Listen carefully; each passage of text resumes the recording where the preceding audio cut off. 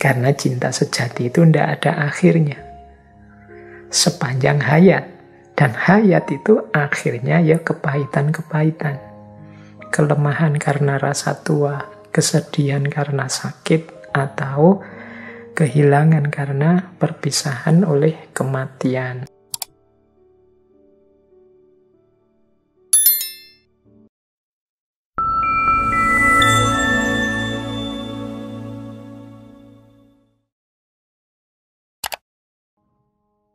Assalamualaikum warahmatullahi wabarakatuh. Bismillahirrahmanirrahim. Ada kalimat yang populer sekali dari Alexander, yaitu aku tidak takut sepasukan singa yang dipimpin oleh seekor domba. Namun aku takut sekumpulan domba yang dipimpin oleh seekor singa. Jadi ini dari kalimatnya teman-teman pasti sudah bisa menangkap ya. Jadi sepasukan singa yang dipimpin oleh domba, ya dia akan diatur, diarahkan untuk bervisi dan hidup dengan gaya domba. Meskipun hakikatnya dia singa. Meskipun singa, kalau gayanya seperti domba, mentalnya seperti domba, ya kualitasnya juga kualitas domba. Meskipun dia sekumpulan singa, maka tidak menakutkan. Tapi aku takut sekumpulan domba yang dipimpin oleh seekor singa. Meskipun hanya domba-domba, tapi kalau yang mimpin singa, dia akan berpikir, bertindak, berperilaku seperti singa. Perilakunya, tindakannya sekuat, sedahsyat singa. Itu lebih mengerikan. Jadi kuncinya terletak pada pemimpinnya. Mengerikan atau tidaknya satu kelompok tergantung siapa pemimpinnya, domba atau singa. Kalau pemimpinnya singa, maka meskipun anak buahnya hanya domba-domba, yang domba tadi akan menjelma seperti singa. Kelakuan, perilakunya, visi hidupnya. Sebaliknya juga begitu.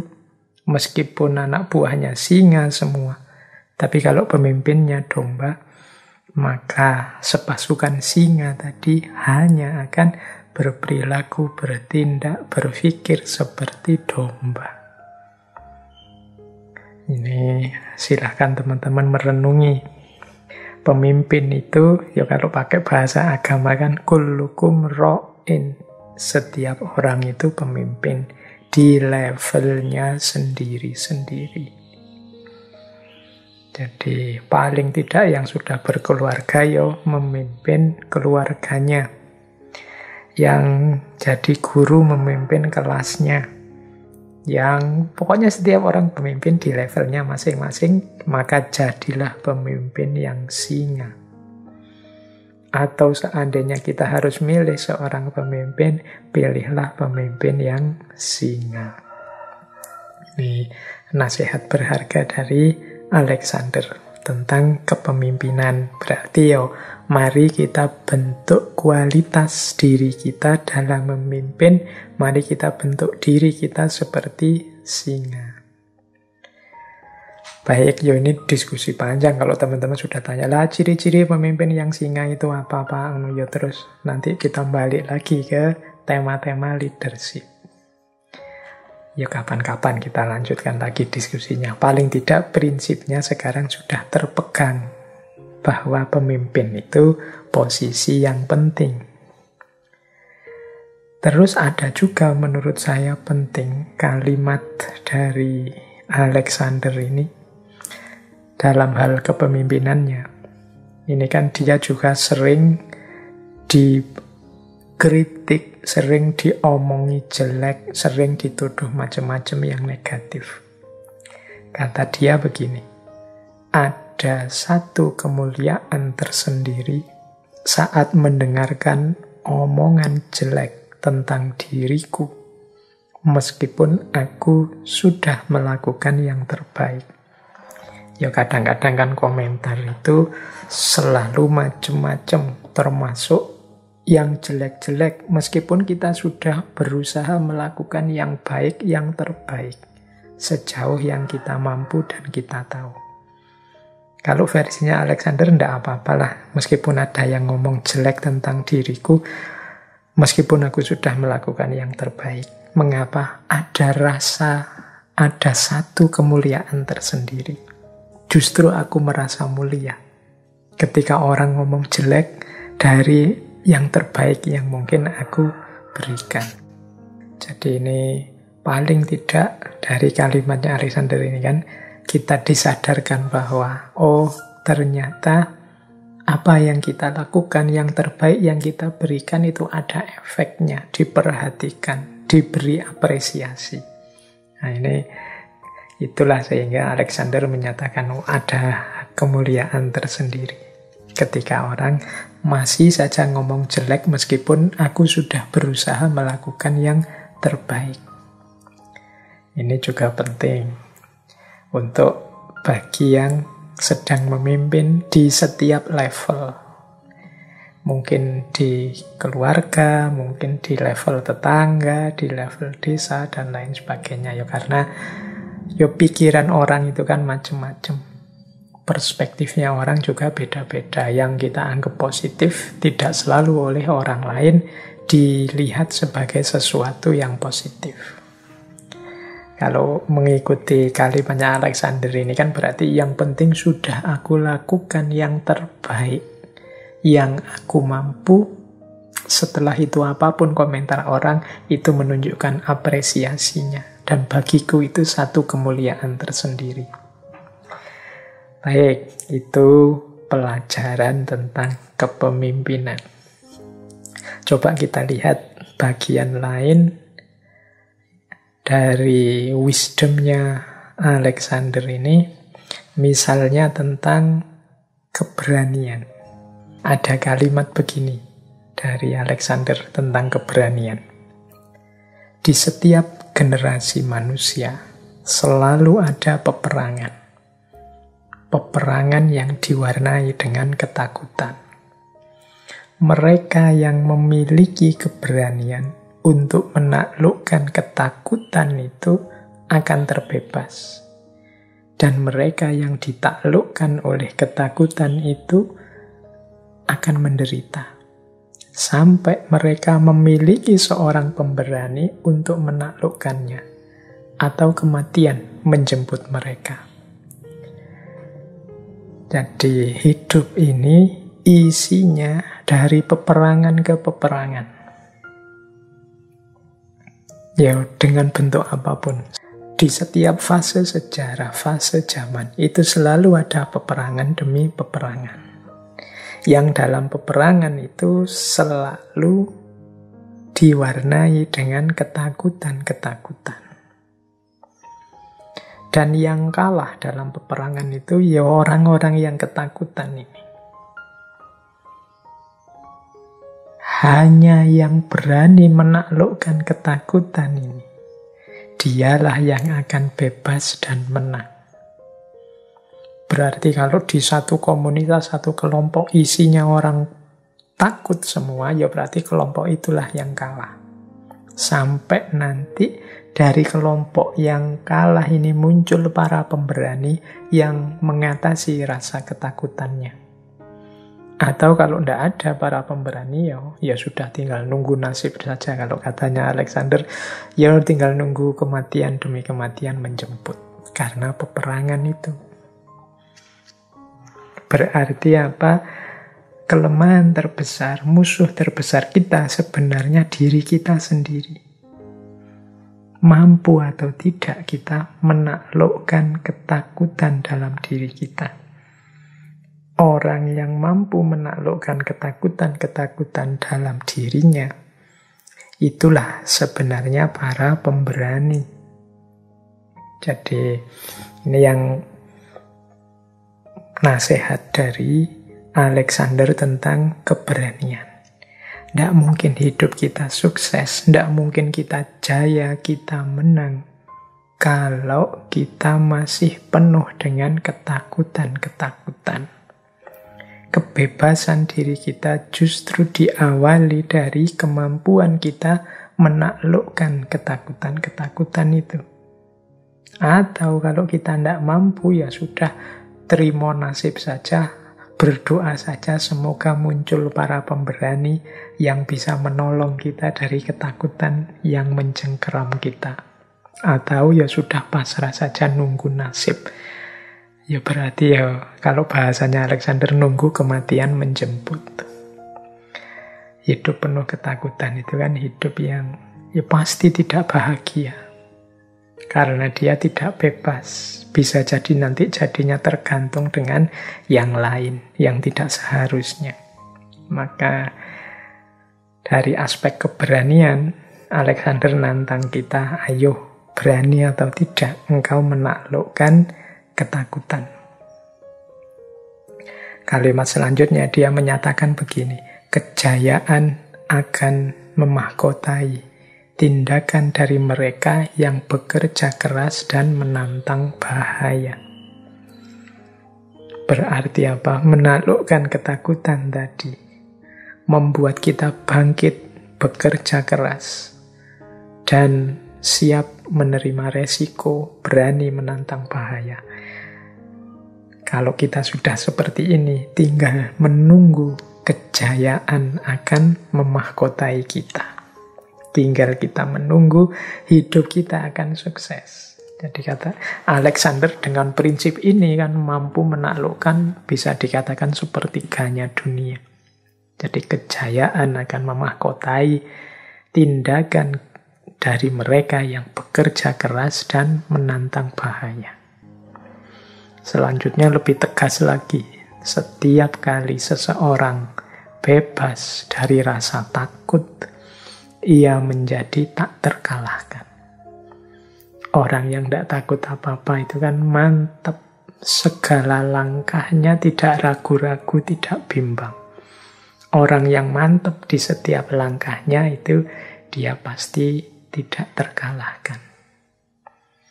Berpikirnya tidak ragu-ragu, tindakan yang diambil juga mantap. Ini kan kunci kesuksesan. Jadi untuk memaksimalkan berpikir yang tidak ragu-ragu, tindakan yang tidak mantap, tindakan yang mantap, itu kan kita harus mengalahkan ketakutan-ketakutan kita. Keraguan-raguan itu kan muncul dari kekhawatiran-kekhawatiran, ketakutan-ketakutan.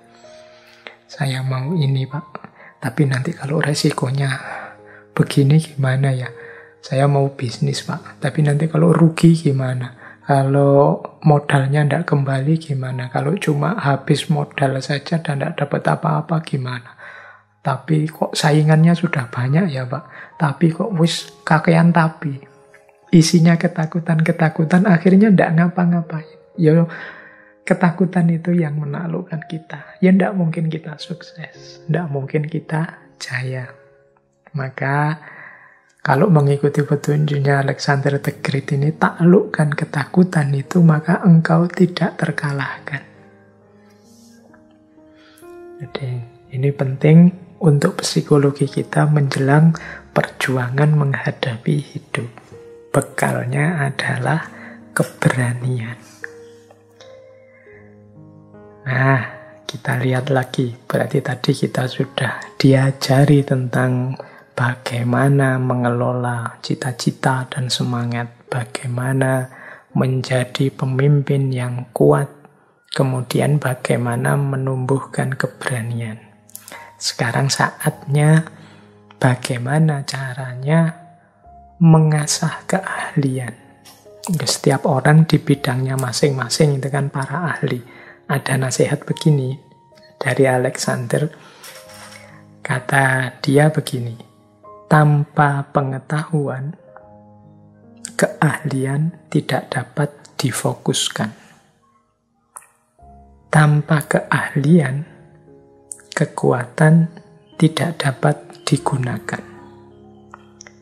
Tanpa kekuatan, pengetahuan tidak dapat diterapkan. Nah, ini penting 3 kalimat ini. Yang pertama, tanpa pengetahuan, keahlian tidak dapat difokuskan. Jadi maksudnya adalah, saya bilang tadi, setiap orang kan ahli di bidangnya masing-masing, atau expert sesuai level dan bidangnya masing-masing. Untuk mengasah keahlian ini, ya kita harus belajar lagi, nambah wawasan lagi, nambah pengetahuan. Kalau kita tidak mau belajar, ya keahlian kita akan tetap dangkal. Kalau bahasanya Alexander, tidak dapat difokuskan. Ya berarti kita hanya bisa sedikit. Bisa sedikit itu kadang-kadang malah bahaya, malah blunder. Belajar filsafat sedikit, itu nanti bisa jadi tidak karu-karuan. Kemudian hanya baca satu buku seolah-olah sudah ngerti filsafat macam-macam, nantang debat kemana-mana, bantai pikiran-pikiran orang di mana-mana. Malah bahaya. Maka keahlianmu itu asahlah terus dengan pengetahuan. Jadi keahlian membutuhkan pengetahuan. Yang kedua, tanpa keahlian, kekuatan tidak dapat digunakan. Nah, kalau ini sekarang hubungannya dengan kekuatan. Kita ini kan punya kekuatan, punya daya, punya potensi. Ini kalau kita tidak punya keahlian, potensi yang kita miliki itu akan sia-sia. Daya kekuatan yang kita miliki itu tidak ada gunanya. Saya itu Pak, punya potensi untuk pidato, untuk ngomong di depan orang banyak. Tapi kita tidak mengasah kekuatan dan potensi itu menjadi keahlian, ya tidak ada gunanya. Potensi hanya tinggal potensi saja. Jadi dia tidak ada keahlian untuk mewujudkannya. Jadi tanpa keahlian, kekuatan tidak bisa digunakan. Maka kita harus belajar untuk ahli sehingga kemampuan kita ini bisa digunakan. Dan yang ketiga, tanpa kekuatan, pengetahuan tidak dapat diterapkan. Kita ngerti macam-macam, kita belajar macam-macam, nambah wawasan macam-macam, tapi kalau tidak punya potensi di situ, tidak punya kekuatan di situ, ya wawasan tinggal wawasan saja. Tidak bisa diterapkan. Kita tidak punya daya untuk itu. Jadi ada 3 variabel hidup kunci sukses yang lain. Selain tadi semangat, cita-cita, keberanian, adalah kita butuh pengetahuan, keahlian, dan kekuatan. Ini 3 hal ini saling berkait. Jadi pengetahuan semakin tambah, keahlian juga semakin meningkat. Kemudian kekuatan kita bisa diungkapkan. Kekuatan tanpa pengetahuan tidak bisa diterapkan. Berarti tidak bisa jadi keahlian. Keahlian tanpa kekuatan tidak ada gunanya. Karena jatuhnya hanya pengetahuan saja tanpa bisa digunakan. Jadi ini 3 hal ini saling berkait. Coba nanti teman-teman direnungi ya tentang kapasitas kita. Aku itu, potensiku, keahlianku di mana? Sudah aku ungkapkan apa belum keahlian itu? Nah, terus sampai level apa keahlianku? Ini penting. Level itu nanti berhubungan dengan pengetahuan. Mengungkapkan itu berhubungan dengan keahlian. Potensi dasar itu berhubungan dengan kekuatan. Kekuatan bisa di-upgrade oleh pengetahuan dan keahlian. Keahlian bisa meningkat oleh pengetahuan dan kekuatan. Pengetahuan bisa ada gunanya kalau dia didukung oleh kekuatan dan keahlian. Ini masing-masing saling berkait. Jadi pelajaran dari Alexander the Great. Ada lagi, mungkin ini unik ya, saya ambilkan sebentar sebelum kita masuk ke babak selanjutnya yang mungkin lebih menarik. Jadi Alexander si penakluk ini ya ternyata juga punya unsur-unsur kasih sayang. Dikenal juga punya cinta yang luas, baik terhadap sahabat-sahabatnya, orang tuanya, apalagi pada negaranya. Saya ambilkan beberapa kalimat yang khas dari Alexander tentang cinta ini. Satu ketika dia bilang begini, apapun kepemilikan yang kita peroleh dengan pedang, itu tidak tetap dan sementara. Sedangkan cinta yang kita peroleh dengan kebaikan dan keadilan, itu menetap dan tidak akan musnah. Jadi kata Alexander, dengan kalau kita memiliki sesuatu, tapi itu hasil dari pemaksaan, dengan pedang itu kan berarti dengan kekerasan, dengan dipaksa, maka dia tidak akan menetap dan sifatnya sementara. Namun kalau itu cinta yang hasil dari kebaikan dan keadilan, dia menetap dan tidak musnah. Ini seakan-akan paradoks dengan yang dilakukan Alexander menaklukkan kemana-mana, pasti juga kisah yang berdarah-darah. Tapi yang pertama ya memang mode hidup zaman itu, antar kerajaan itu ya modelnya seperti itu, saling menaklukkan, siapa yang kuat dia yang menang, yang semakin luas wilayah kekuasaannya. Mode zaman itu. Tapi Alexander ini punya kesadaran kalau hanya berhenti di situ, kepemilikan ini tidak akan menetap. Dia akan tidak langgeng dan sebentar lagi pasti runtuh. Sehingga perlu dilanjutkan ke level cinta. Setelah kita peroleh, kita taklukkan, kita miliki, kita warnai dengan kebaikan dan keadilan. Dengan cinta, sehingga lebih langgeng, lebih menetap. Dan inilah yang dilakukan oleh Alexander di wilayah-wilayah taklukannya.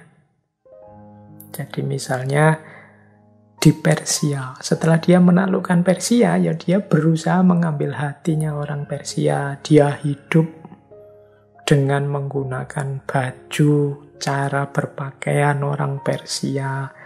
Kemudian ceritanya bahkan Alexander ini meminta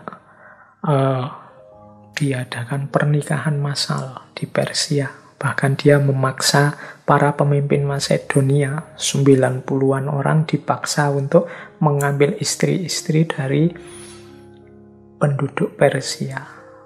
Dia juga menghidupkan budaya-budaya Persia. Ini dalam rangka apa? Menjalin hubungan yang tidak sekedar antara penakluk dan yang ditaklukkan, tapi ada hubungan emosional, hubungan cinta dan kebaikan. Ini yang dilakukan oleh Alexander. Bahkan nanti sampai penduduk yang ditaklukkan itu di banyak wilayah menganggap dia levelnya sampai seperti dewa, karena kekuatannya, karena kebaikannya, dan lain sebagainya. Jadi ini yang dilakukan oleh Alexander, karena dia punya prinsip kalau itu hanya kepemilikan yang berasal dari kekerasan, dari pedang, pasti tidak langgeng. Kalau ingin langgeng ya sumbernya harus cinta. Kalau tentang cinta romantik, ya dia sendiri sebenarnya juga pernah mengalami jatuh cinta romantik ini. Jadi satu ketika diceritakan Alexander ini jatuh cinta pada seorang putri bangsawan namanya Roxanne. Sehingga kemudian dia menikahi putri bangsawan ini, menjadikannya permaisurinya, dan nanti melahirkan putra tunggalnya yang nanti dikenal sebagai Alexander keempat. Nah, ini ada satu kalimat yang dikenal dari Alexander tentang cinta sejati. Jadi dia bilang begini, cinta sejati itu tidak pernah berakhir bahagia karena tidak ada akhir bagi cinta yang sejati. Ini kan kalimat pertamanya populer sekali, kita juga mestinya ya kenal kata-kata bahwa cinta sejati itu sering tidak berakhir bahagia. Mengapa begitu? Kalau kalimat kedua menurut saya menarik, ini yang dari Alexander, karena tidak ada akhir bagi cinta yang sejati. Jadi cinta yang sejati itu kan cinta yang terus-menerus, apapun situasinya, apapun halangannya, dia hidup terus, cinta sejati itu. Maka hakikatnya dia tidak ada akhirnya. Akhir cinta sejati ya kehidupan itu sendiri. Sementara akhir kehidupan itu kan selalu kepahitan. Kalau pakai istilahnya Buddhisme itu kan hidup ini kan punya 3 kasunyatan, yaitu masa tua, sakit, dan mati. Ini kan situasi-situasi pahit ini. Nah, cinta yang tidak pernah berakhir itu, cinta yang terus-menerus itu, pasti ketemu 3 ini nantinya. Kematian, kemudian sakit, atau masa tua, dengan segala kelemahannya. Karena cinta ini hidup terus, pasti nanti ujungnya 3 ini. Jadi cinta sejati itu tidak kayak di film-film yang happy ending. Dia tidak ada endingnya, selain kehidupan itu sendiri jadi endingnya, yaitu yang diakhiri dengan sakit, mati, atau tua.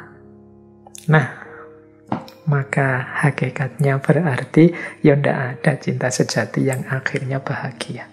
Karena cinta sejati itu tidak ada akhirnya. Sepanjang hayat. Dan hayat itu akhirnya ya kepahitan-kepahitan. Kelemahan karena rasa tua, kesedihan karena sakit, atau kehilangan karena perpisahan oleh kematian. Jadi ini menarik untuk kita renungkan kalimat dari Alexander ini. Kita sekarang melihat beberapa pesan, beberapa wisdom dari kisah. Ini dulu pernah saya sampaikan sedikit waktu kita membahas seorang filosof Yunani yang unik, yang dikenal sebagai tokoh sinis, yaitu Diogenes. Jadi ada cerita pertemuan antara Alexander dan Diogenes. Ini dulu pernah saya ceritakan tentang filosof yang namanya Diogenes ini. Ini sama sekali kebalikan dari Alexander. Gaya hidupnya. Kalau Alexander kan raja besar, pemilik dunia, penguasa dunia. Kalau Diogenes ini orang yang hidupnya di dalam tong-tong sampah, hanya ditemani oleh seekor anjing dan 1 buah lampu. Jarang pakai baju, agak uraan, cara berpikirnya alternatif. Dulu kita masukkan ke tokoh-tokoh alternatif. Silahkan diulang untuk membahas tokoh ini. Dulu pernah kita bahas Diogenes ini.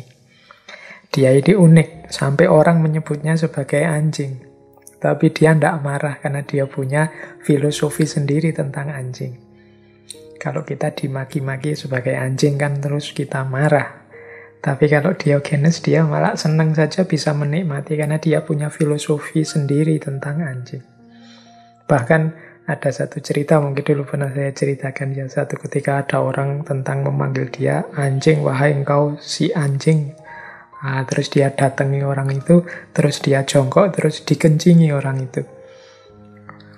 Orangnya marah-marah ini. Kamu kok malah ngencingi aku, dasar anjing ini. Jawabannya Diogenes, lah iya karena saya anjing itu, makanya saya kencing sembarangan. Kan cocok seperti yang kau bilang sendiri. Itu gayanya Diogenes seperti itu. Meskipun dia juga punya, mengapa kok dia suka dipanggil orang sebagai si anjing. Baik, nah ada cerita. Ini malam ini kita ulas agak panjang tentang cerita pertemuan antara Alexander dan Diogenes ini. Jadi satu ketika memang Alexander ini mendengar popularitas, kemasyhuran seorang Diogenes. Tapi bukan kemasyhuran menaklukkan dunia, tapi orang ini jadi punya nilai dan rasa hormat tersendiri pada Diogenes karena pikiran-pikirannya, komitmennya pada kebenaran, juga gaya hidupnya. Ini saya membayangkan Diogenes ini seperti tanggapan kita pada orang-orang tertentu yang agak aneh, yang kemudian kita sebut, ini orang ini rada wali. Nah, posisi Diogenes zaman itu seperti itu. Karena dia ini bahkan dikenal jarang pakai baju, ya hanya pakai bawahan saja. Tidurnya juga di dalam tong. Kemudian filsafatnya juga bukan pikiran-pikiran tertib bangsawan seperti gagasan-gagasannya Socrates. Dia agak unik dan uraan. Nah, ini popularitas seperti ini menarik perhatian Alexander. Jadi Alexander yang masih muda itu seneng dengan gaya-gaya seperti Diogenes ini. Mungkin seperti teman-teman yang muda-muda ini kan juga suka kalau ada cerita-cerita, wah ini ada wali di sana, ada orang besar di sana yang unik, yang tidak seperti orang biasa. Itu biasanya yang muda-muda kan tertarik untuk datang. Nah, ada beberapa pelajaran dari kisah dialog antara Alexander dan Diogenes ini. Ya, ini saya ambil dari beberapa sumber tentang percakapan ini. Kita lihat ya fragmen-fragmennya. Jadi Alexander ini sebelum dia berangkat melakukan penaklukan ke seluruh dunia, dia ambil waktu sebentar untuk menemui Diogenes di tempatnya. Nah, setelah dia sampai melihat Diogenes, kok Diogenes ini diam saja, kok ndak keluar dari tongnya kemudian berdiri kemudian memberi penghormatan. Tapi dia santai saja, diam saja meskipun didatangi Alexander dan jenderal-jenderalnya. Padahal saat itu Alexander sudah dikenal sebagai raja besar. Jadi dia sudah punya gelar the great, orang besar, orang agung. Meskipun sebelum menaklukkan kemana-mana yang sangat luas. Nah, terus ditegurlah si Diogenes ini oleh Alexander. Mengapa Anda kok diam saja saya datang? Jangan-jangan engkau tidak sadar ini siapa yang sedang menemuimu saat ini. Ya, Diogenes ini kemudian menengok pada anjingnya. Karena dia selalu ditemani anjing kemana-mana. Terus dia bilang pada anjing itu, dengarlah apa yang dikatakan oleh orang bodoh ini. Dia bilang, aku tidak tahu siapa dia. Faktanya sebenarnya dia tidak tahu siapa dirinya. Apa yang harus kulakukan terhadap orang bodoh ini? Nah, ini kalimat pertama sudah nyindir. Jadi tadi Alexander bilang, mungkin kamu tidak tahu siapa yang sedang kau hadapi. Kata Diogenes, sebenarnya dia sendiri tidak tahu siapa dirinya. Oh, ini kan kritik dari Diogenes pada Alexander. Kamu itu mbok yo kenali dirimu sendiri. Itu lebih penting daripada menyuruh orang lain mengenali dirimu. Kalau engkau sendiri tidak jelas siapa dirimu, apa identitasmu, bagaimana engkau menyuruh orang mengenali dirimu, ya mesti saja engkau tidak punya nilai, tidak punya parameter untuk mengukur orang bisa memahamimu atau tidak. Ini kan penting, kadang-kadang kita itu ingin orang lain memahami kita. Tapi sebenarnya apakah kita sudah memang paham tentang diri kita? Kalau kita belum paham tentang diri kita, bagaimana kita nyuruh orang lain paham tentang diri kita? Jangan-jangan ketika orang lain memahami kita, akan kita salahkan terus dia. Kita anggap dia tidak ngerti tentang kita. Jangan-jangan malah kita yang sebenarnya tidak ngerti tentang diri kita. Sehingga kita tidak tahu apakah penilaiannya orang lain terhadap kita itu benar atau salah. Jadi ini kalimat pertama menurut saya sudah dahsyat dari seorang Diogenes kepada Alexander. Nah, terus Alexander memperkenalkan dirinya. Saya itu raja besarnya Yunani, aku itu Alexander Agung, Alexander the Great. Nah, terus Diogenes jawab, apakah engkau mendengar itu? Kepada anjingnya lagi-lagi. Ini rodo melecehkan ini ya, diajak ngomong raja malah dia malah nengoknya kepada anjingnya. Apakah engkau mendengar itu? Pria ini menganggap dirinya sebagai orang yang agung, orang yang besar, sebagai orang hebat. Hanya orang kerdil yang mengaku-ngaku diri sebagai orang hebat. Semakin besar rasa rendah diri seseorang, semakin mulai mereka memproyeksikan diri sebagai lebih tinggi, lebih besar. Nah, ini sindiran pertama. Ketika Alexander memperkenalkan dirinya, aku ini orang agung, Alexander the Great, Alexander yang agung. Terus disindir oleh Diogenes, hanya orang kerdil yang suka menyebut-nyebut dirinya sebagai orang besar. Hanya orang rendah diri yang tidak percaya pada dirinya sendiri yang suka membesar-besarkan dirinya. Kalau orang sudah yakin dengan kebesarannya, itu kan dia tidak perlu sebutan orang, tidak perlu panggilan orang. Dia yakin dirinya sudah besar. Tapi biasanya yang masih kemaruk dengan gelar, dengan sebutan, dengan panggilan, itu orang-orang yang belum yakin benar tentang kebesaran dirinya. Mungkin Diogenes ini mbok sudah memperkenalkan diri, aku Alexander gitu aja kan tidak masalah.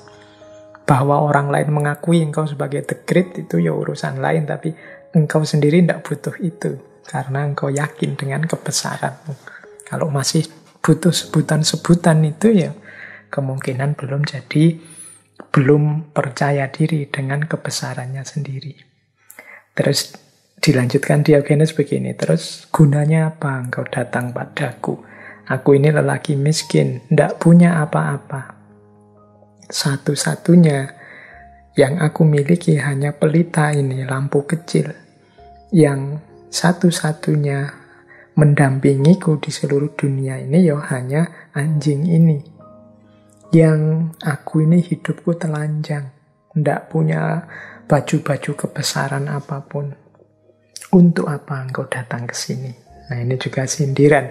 Engkau yang begitu besar, begitu luar biasa, ngapain capek-capek datang padaku yang tidak ada apa-apanya? Nah, jadi ini juga sindiran pada Alexander. Kalau engkau merasa besar, apa gunanya engkau datang padaku yang tidak ada apa-apanya? Engkau merasa perlu datang padaku, berarti sebenarnya engkau tidak yang the great. Terus Alexander jawab begini, saya telah mendengar banyak cerita tentang Anda, dan sekarang saya dapat melihat bahwa semua cerita itu nyata. Anda tentu saja adalah orang yang agak aneh, tetapi cara hidup Anda sangat indah. Saya akan berangkat menaklukkan dunia, dan saya mendengar tentang Anda yang tinggal di sini. Jadi saya tidak dapat menahan godaan untuk datang dan berkunjung. Jadi ini memang dia datang, jawabannya Alexander, karena penasaran terhadap orang hebat seperti Diogenes itu. Nah, terus Diogenes jawab begini, oke, kalau gitu Anda sudah melihat saya, sekarang tidak usah buang-buang waktu lagi. Karena hidup ini singkat dan dunia ini luas. Jangan-jangan Anda mati sebelum menaklukkan dunia, sebelum Anda menaklukkannya.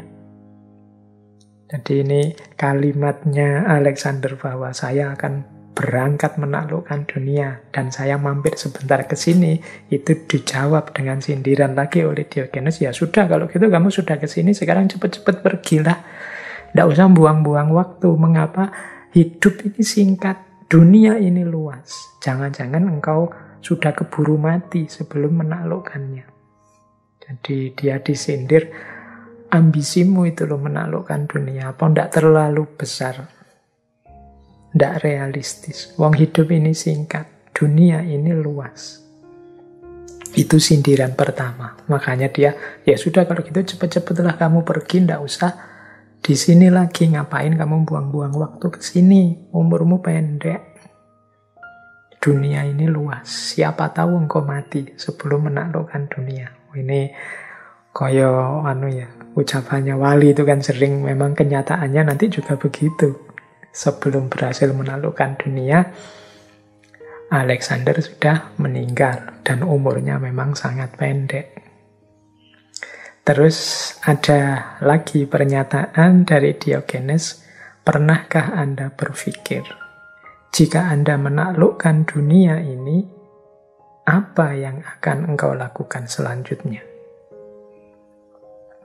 Jadi ini juga sindiran pada Alexander. Loh, kalau engkau nanti misalnya sukses menaklukkan dunia, terus mau apa? Bolehkah aku bertanya, kata Diogenes, kenapa engkau begitu susah payah untuk menaklukkan dunia itu loh? Tujuanmu apa? Engkau menyebutku aneh, tapi bagiku engkau yang aneh, sangat aneh. Apa yang akan kamu lakukan kalau kamu sudah menaklukkan dunia? Nah, ini pertanyaan menohok dari seorang Diogenes kepada Alexander. Terus Alexander jawab begini, saya tidak pernah memikirkan itu, jujur saja. Ya, pokoknya dia ambisi menaklukkan dunia itu saja. Tidak pernah kalau sudah takluk seluruh dunia di kakimu mau apa. Itu dia tidak pernah mikir begitu. Dia terus bilang begini Alexander, mungkin nanti kalau sudah berhasil menaklukkan dunia, saya akan santai-santai istirahat. Nah, ketawalah Diogenes mendengar jawabannya Alexander ini. Terus dia bilang pada anjingnya, apakah engkau mendengarkan kata-kata orang ini? Pria ini gila, kata Diogenes. Ini raja besar Alexander the Great digila-gilakan oleh Diogenes. Padahal dia melihatku sedang istirahat, santai, tanpa menaklukkan apapun. Sementara dia baru bisa santai setelah menaklukkan seluruh dunia. Jadi jawabannya Alexander diketawangin habis-habisan oleh Diogenes. Wong cuma ingin santai dan istirahat saja, mengapa menunggu menaklukkan dunia? Aku ini tidak punya apa-apa, juga tidak menaklukkan apa-apa. Itu sudah bisa istirahat dan santai. Lah kok dia menunggu menaklukkan dunia untuk bisa istirahat dan santai? Wah, gila ini orang. Nah, itu katanya Diogenes begitu, menertawakan Alexander. Ini mungkin juga sindiran untuk kita ya. Kita itu saya bilang tadi sering matok-matok standar, matok-matok parameter untuk sesuatu demi kebahagiaan kita, padahal kita sudah bisa bahagia sekarang, sudah bisa gembira sekarang, bersyukur sekarang tanpa harus menunggu apapun. Baik, ini waktunya mepet, saya lanjutkan kisahnya Alexander sama Diogenes ini.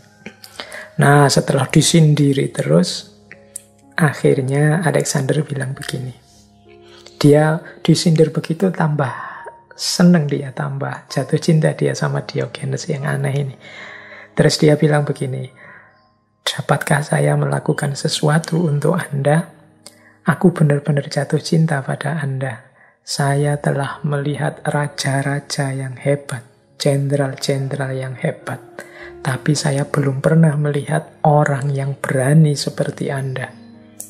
yang tidak bergerak, bahkan tidak mengucapkan selamat pagi waktu saya datang. Jadi ada orang seperti aku yang dihormati dimanapun datang, juga tidak menunduk, tidak mengucapkan selamat.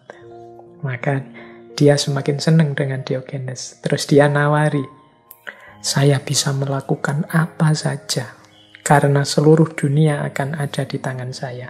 Silahkan mintalah jabatan, kekuasaan, atau harta. Apapun yang engkau inginkan, katakanlah. Aku akan melakukannya untuk Anda. Jadi karena sudah senang dengan Diogenes, meskipun disindiri terus, dikritiki terus oleh Diogenes, Alexander malah menawarkan, saya terima kasih sudah ketemu kamu, sekarang mintalah apa saja. Kamu boleh minta jabatan, boleh minta kekuasaan, boleh minta harta. Apapun yang kau inginkan akan aku penuhi. Wong aku ini sudah punya apa saja. Bisa melakukan apa saja sesuai yang aku inginkan. Nah, ini saya tidak tahu kalau kita yang ditawari mungkin ya terus diminta semua, ya jabatan, ya kekuasaan, ya harta. Tapi sayangnya yang ditawari ini Diogenes. Jadi terus Diogenes hanya senyum, kemudian menghadap lagi pada anjingnya. Terus dia bilang, benarkah begitu? Akhirnya dia jawab pada Alexander, kalau begitu lakukanlah satu hal. Berdirilah agak jauh dari saya karena Anda menghalangi matahari. Ini saya pagi ini sedang berjemur. Nah, yang begini saja kok Anda tidak paham. Jadi ditawari jabatan, kekuasaan, atau harta, malah dia minta, Alexander, saya hanya minta, mbok kamu minggir sedikit. Mundur sedikit, karena kamu berdiri di depan saya pas ini menghalangi matahari. Ini kan pagi seperti ini, saya itu biasanya berjemur. Yang gini aja kamu ndak paham kok, bilangnya menguasai dunia. Jadi ini unik ya, ditawari jabatan, ditawari kekuasaan, ditawari harta. Diogenes hanya minta kamu minggiro sedikit. Karena berdirimu itu menghalangi matahari. Wah, ini memang orangnya unik. Jadi ini salah satu dialog yang terkenal sekali dalam pertemuan antara Alexander dan Diogenes. Dia diminta untuk menyingkir sebentar, menghindar sebentar.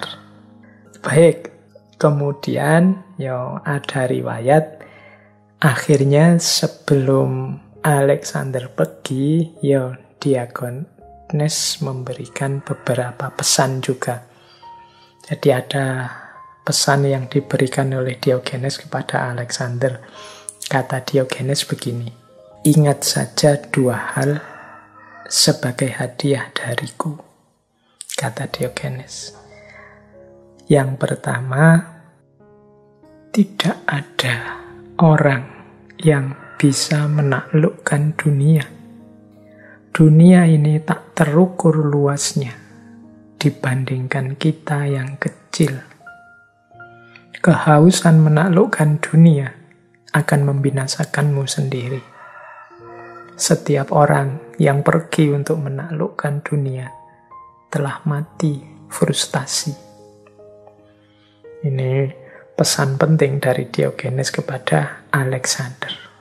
Bahwa tidak mungkin orang bisa menaklukkan dunia. Apa sih definisi menaklukkan itu? Menguasai, menjajah, mengatur, atau apa? Dunia ini bahkan sangat luas. Mungkin secara politik, satu pemerintahan, satu kerajaan bisa dikalahkan. Tapi apakah itu bisa disebut menguasai dan menaklukkan? Apakah dunia itu hanya dimensi politik saja, atau dimensi budaya juga, atau dimensi sosial juga, atau dimensi psikologis juga, belum dimensi-dimensi yang lain, ada dimensi spiritual, ada dimensi rohani, banyak sekali. Dunia ini sangat kompleks, tidak terukur dibandingkan kita manusia yang kecil. Kalau menang perang mungkin bisa, tapi menaklukkan dunia semuanya, seluruhnya tidak akan mungkin. Kehausan untuk menaklukkan seluruh dunia ini, kata Diogenes, hanya akan membinasakanmu. Jadi ini sebenarnya isyarat bagi Alexander dari Diogenes, mbok jangan bunuh diri, jangan melakukan sesuatu yang akan membinasakanmu sendiri. Ini pesan pertama. Pesan kedua, kata Diogenes, engkau kalau sudah berangkat menaklukkan dunia, tidak akan bisa kembali ke rumah. Ambisi akan membawamu terus semakin jauh. Ambisi akan selalu memberitahu kepadamu, hanya beberapa mil lagi, dan engkau akan terus mengejarnya tanpa akhir. Dan akhirnya yang engkau kejar hanya bayangan semu. Jadi ini pesan yang kedua, ini persis seperti firman Allah itu kan di surat At-Takasur. Alhaakumut takasur hatta zurtumul maqabir. Jadi manusia itu punya watak yang tidak ngerti kapan harus berhenti. Ingin nambah terus. Sehingga sampai dikubur, sampai mati. Akhirnya dia tidak sempat gembira, tidak sempat bahagia. Kata Diogenes juga begitu, kalau kamu sudah berangkat dengan iringan ambisimu untuk menaklukkan dunia yang sangat luas, yang tidak mungkin sebenarnya bisa engkau jangkau, pasti engkau tidak akan kembali ke rumah. Mengapa? Karena ambisimu akan selalu ambisi sebentar lagi, nambah sedikit lagi. Mumpung sampai di sini, itu sekalian juga. Terus begitu, tidak ada akhirnya. Sampai akhirnya engkau hanya mengejar bayangan semu. Jadi batas yang disebut sukses itu akhirnya tidak ada. Tadi di depan kita ngomong macam-macam kesuksesan, kejayaan. Cirinya dan batas akhir sukses dan jaya itu semu. Nah, ini pesannya Diogenes pada Alexander. Ini mungkin juga pelajaran yang berharga untuk kita. Jangan sampai kita hanya mengandalkan ambisi. Jangan sampai kita lupa untuk kembali ke rumah. Jangan sampai kita kehilangan rem kita sehingga kita tidak tahu kapan harus berhenti. Ambisi kita nambah terus. Kita selalu takasur, selalu ingin tambah banyak. Ambisi selalu ambisi kita. Sebentar lagi, mbok nambah ini lagi. Akhirnya hidup kita isinya hanya dapat capeknya saja, lelahnya saja. Kita tidak sempat menikmati hidup, tidak sempat bahagia, dan tidak sempat bersyukur. Kata Diogenes, ingatlah dua hal ini sebagai hadiah dari orang yang miskin, dari orang yang bukan siapa-siapa. Baik, ini riwayat dari pertemuan Alexander dan Diogenes.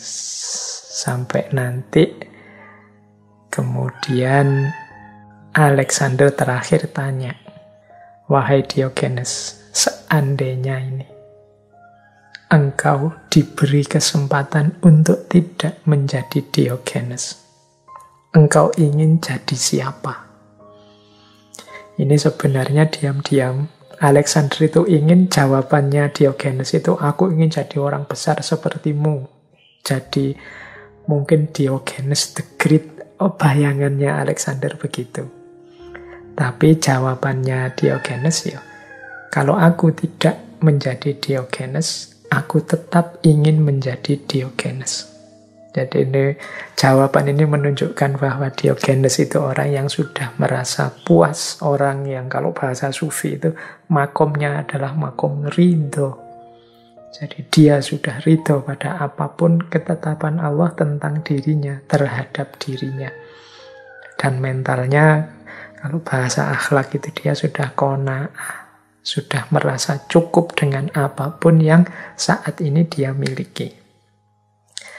Nah, setelah Diogenes menjawab seperti itu, Alexander terus menimpali, "But truly, if I were not Alexander, I wish I were Diogenes."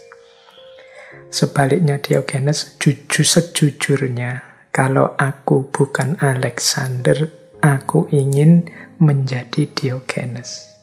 Jadi kalau Diogenes sudah puas, selesai dengan dirinya, Alexander merasa, ya kalau aku bukan Alexander the Great yang seperti ini, aku ingin menjadi Diogenes. Mungkin ada banyak hal ideal dari diri Diogenes yang diimpikan oleh seorang Alexander. Apalagi Alexander ini muridnya Aristoteles. Jadi ada kualitas-kualitas kebijaksanaan, ada kehausan-kehausan akan wisdom dalam dirinya, yang itu banyak dia temukan dalam diri Diogenes. Jadi ada riwayat saat sebelum meninggal, Alexander ini berpesan begini, "Kuburkanlah aku dan janganlah membuat monumen apapun. Biarkan tanganku tampak menjulur keluar, sehingga orang-orang tahu ia yang menaklukkan dunia tidak membawa apapun saat mati."